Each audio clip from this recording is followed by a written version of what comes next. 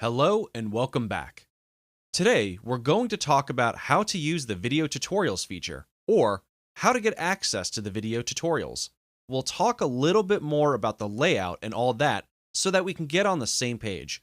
Not all cPanel users are aware that you can actually get access to the video tutorials that come together with cPanel. Cpanel itself actually offers you a lot of basic tutorials within its website, so that you'll get access to understanding of using features. You don't need to think or figure out how do you use this feature or how do you use that feature, because we're not going to be able to cover every single feature in this video course. So you need to check out those tutorials too. In fact, what we're trying to do in this course is cover videos that are really not covered often, more in-depth views, rather than just how to use cPanel in general. Once you log in with cPanel, what you need to do is scroll all the way down to the bottom and click on Documentation.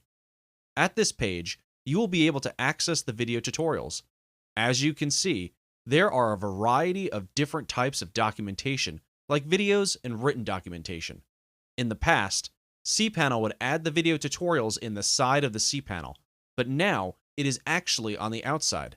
I want to make sure that you understand that so you know where to go if you ever need to get access to some basic video training.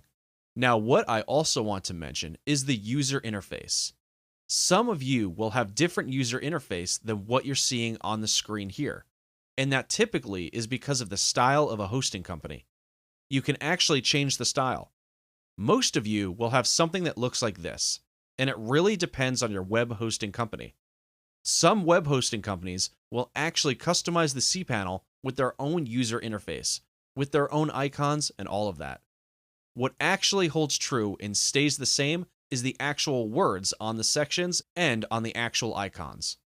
The icons sometimes will be slightly different. The reason why I'm mentioning this to you is because some people might be confused because their interface looks a little bit different for them. What you can do is, up at the top, you can click on this little button here and click on Change Style. If you click this, you will be sent to this page.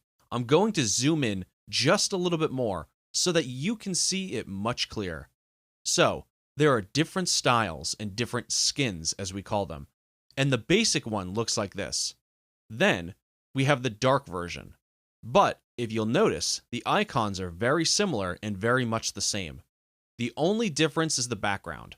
The light version is the same as well. I would say the majority of you probably have something like this. Now, this is the very old style. Some of you will have this as well, and you'll see this, but at the end of the day, it's all the same. However, if you notice, the similarities are the section name and then, of course, the actual name of the option. So, for example, File Manager will always be File Manager and so forth. So, like I said, depending on the style that you choose, it might look slightly different.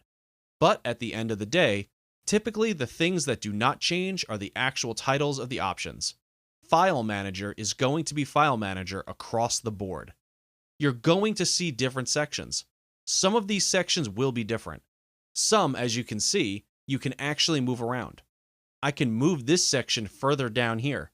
Just keep in mind that yours might be a little bit lower or yours might be higher. Really, depending on the web hosting company, some will leave it at default and some will get all fancy and move things around and customize it with their own logo. But it's all the same thing at the end of the day, unless you're using a web hosting company that is not using cPanel, which are very few. So let me just run through this real quick. You have files, you have File Manager, you have images, and you have directory privacy, which enables you to tell the system who can actually access certain directories. We have FTP accounts, and we have Backup Wizard, which we'll show you how to use later on. We have disk usage here. That shows you how much disk space you have left. Then, of course, you have databases, which is PHP-MyAdmin, and which is where you're going to actually look at the database. But you'll need to create a database first, which you can do either here or here. You don't really need these options here, as these are for advanced users. Then, you have domain names such as Site Publisher, add-on domains, subdomains, redirects, and more.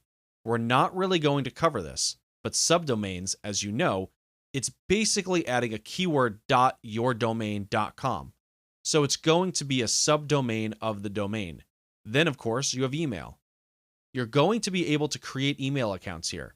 You're going to be able to create autoresponders, and in this case, the autoresponder is just going to respond with an email. So, you could set up an email address and tell people to email you to this address, and you'll be sent an automatic response, like an email with a secret code or something. You could also forward all emails from one email to another email here. We have email authentication, which we'll talk about more later. We'll have Spam Assassin, which will enable you to protect your email address from spam. Then we have metrics like AW stats. There are other metrics as well, but these are different types of stats. Then, of course, you have security. IP Blocker allows you to block IP addresses, and Hotlink Protection is great as well. So, if you click on Hotlink Protection, what this will allow you to do is, for example, if you've uploaded a bunch of zip files and don't want so-and-so, let's say some website linking to the zip files of yours and then getting people to download the zip files, then you can actually prevent other websites from linking to you and essentially using up your bandwidth. Then you have software.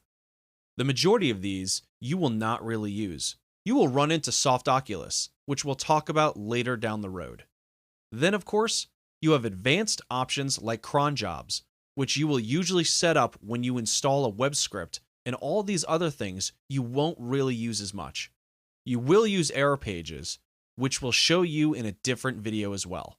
Then we've got preferences, which is where you just change style, change language, and all of that, and change your password. And then, of course, you have Softoculus.